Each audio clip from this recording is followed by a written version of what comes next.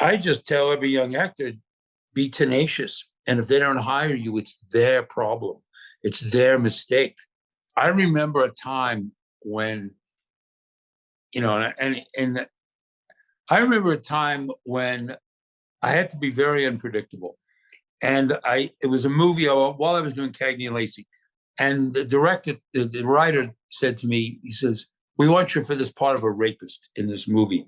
And it was a movie of Chuck Norris going to Fiji, Finland, and New Zealand. And I really wanted to do it, even though I was doing Cagney and Lacey. And the guy said to me, I wanted the other part. And the producer says, I wasn't unpredictable enough in the interview. So I took a 357 Magnum. It was a prop pistol. This goes back a long time. You could never do this now. But I put it in my suitcase, my portfolio, and I walked and I said, get me another interview with these guys. So the writer was there. I think the writer, forgot his name, Jerry Jameson was the director, and the producer was my biggest fan.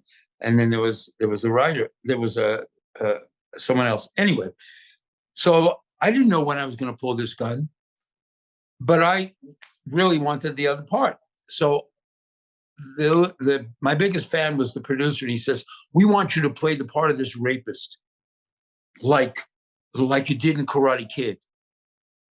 I said, a little click happened. And I pulled the gun out of my portfolio, put it under his chin, raised him out of his chair, and I said, don't ever tell an actor to repeat a role, ever. Put the gun back in my bag and left. Turned around the door and I said, gentlemen, I hope we can do business. 10 minutes later, I got the part that I wanted. My God. You would think that the director or writer would be sitting there going, oh my God, was that real? What the fuck? This guy's crazy. He's unhinged. They were laughing and giggling because the producer was a smaller guy, and I raised him up right under there, and they were cracking up. And I don't know why they were laughing so much, but they were. And then I did it once months later when my best friends were producing a picture, the godfathers of my kid, Jim Green and Alan Epstein, Green Epstein Productions. And the director kicked me out of the room. I did the same thing. And the director said, get out of this room. I never want to see your face again.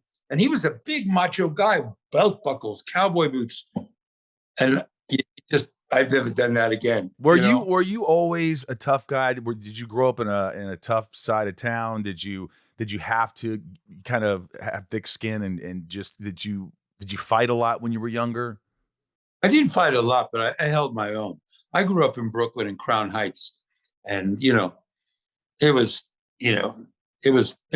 tough, but it wasn't like Bedford-Stuyvesant. It wasn't really gang oriented, but you had to hold your own. And I got into fights there. We used to play touch football on the gutter, a tackle football on the gutter, on the sidewalk, and you just did it, and it was fun.